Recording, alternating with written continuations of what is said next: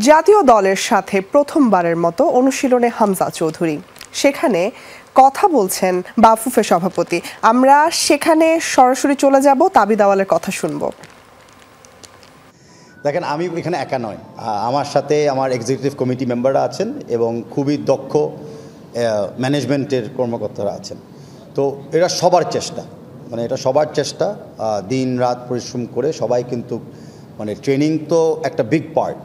ট্রেনিংয়ের পিছনে যে administrative issues, flights, Jarjis, equipment, এই কোঅর্ডিনেশনটা করা, দুই দেশ থেকে ট্রেনিংয়ের জন্য অ্যাটলিস্ট প্লেয়ার আসা, প্লেয়ার যাওয়া। তো আমি ভেরি কনফিডেন্ট যে যেই শ্রম এবং যে মেধা আমরা ডেডিকেটেডভাবে দিয়েছি, আর যেই ধরনের রিসেপশন এবং রিসেপটিভনেস আমরা মিডিয়া ভাই বোন থেকে আমরা পেয়েছি, যে আমরা ডেফিনেটলি প্রস্তুত আগামী ম্যাচ খেলার জন্য। আর প্র্যাকটিস ম্যাচ যেটা, তো আমি আপনাদের মতো অল্প সময়ের জন্য ওয়ার্ম আপটা দেখেছি, তো আমি কোনো কমেন্ট করতে পারছি না, যেটা ব্যাপারে আমি এখনও ডাইরেক্টলি আমি ডিটেলস দেখি নেই। উনি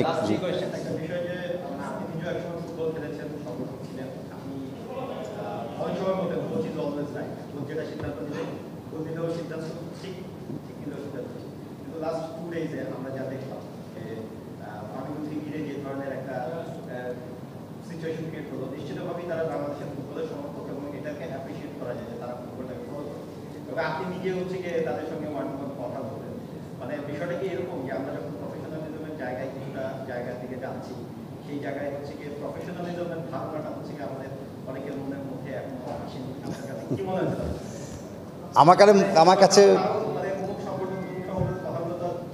না, আমার কাছে মনে হচ্ছে যেটা আপনাদের আই গেস একটা আশা ছিল অনেকদিন ধরে, যে ফুটবল মহলে একটা উল্লাস, জয়াস, হাহাকারি সৃষ্টি করা।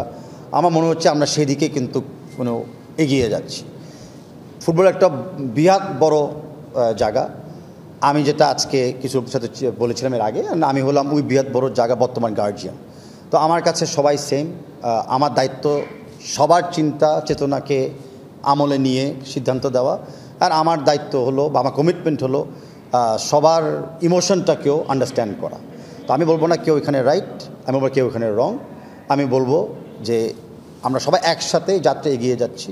অ্যাজ লং এজ আমার উদ্দেশ্য থাকে যে টিমের ভালো দেখতে চাই, কিছু কাউন্টার থটস থাকতেই পারে, বাট আমরা সেটাকে পজিটিভলি অ্যাকসেপ্ট করতেছি।